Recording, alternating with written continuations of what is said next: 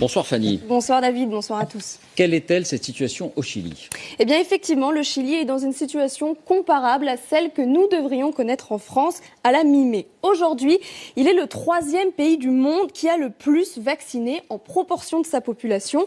36% de la population chilienne a reçu une dose de vaccin. C'est à peu de choses près là où nous en serons mi-mai.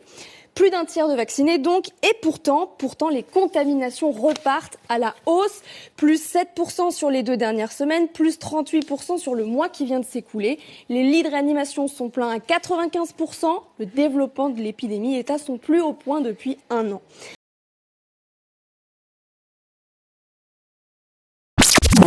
Et pourtant, les contaminations repartent à la hausse. Plus 7% sur les 2 dernières semaines, plus 38% sur le mois qui vient de s'écouler. Les lits de réanimation sont pleins à 95%. Le développement de l'épidémie est à son plus haut point depuis 1 an. Ce succès de la vaccination nous a induit en erreur. Tout le monde a cru que c'en était terminé du Covid. Voilà ce que dit l'infectiologue chilienne Claudia Cortés.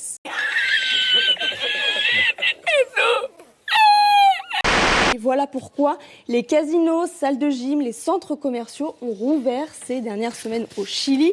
Mais aujourd'hui, changement de pied du gouvernement chilien, il reconfine 80% de sa population.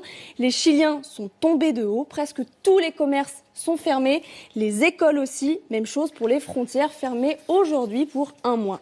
Conclusion donc du président de la Société chilienne des soins intensifs, Darwin Acuna, vaccination et hausse des infections sont des phénomènes qui évoluent sur des voies totalement distinctes. Et est-ce qu'il y a d'autres exemples, Fanny, enfin il y en a, de pays où un tiers de la population a été vaccinée, donc comme ce sera le cas chez nous au 15 mai?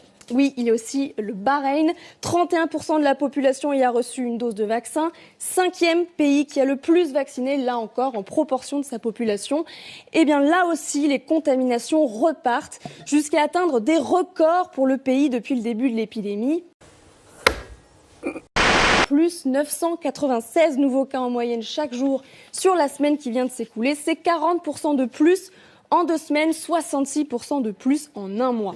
Là encore, le Bahreïn avait tout rouvert il y a 2 à 3 semaines grâce à sa vitesse de vaccination. Restaurants, bars, piscines, salles de sport. Et il faut peut-être s'attendre donc à une refermeture de tous ces établissements.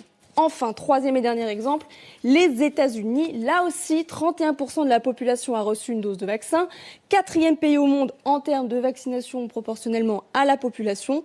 Et là encore, après des semaines de grand optimisme, les contaminations repartent depuis 15 jours, plus 64 001 contaminations en moyenne chaque jour sur les 7 derniers jours.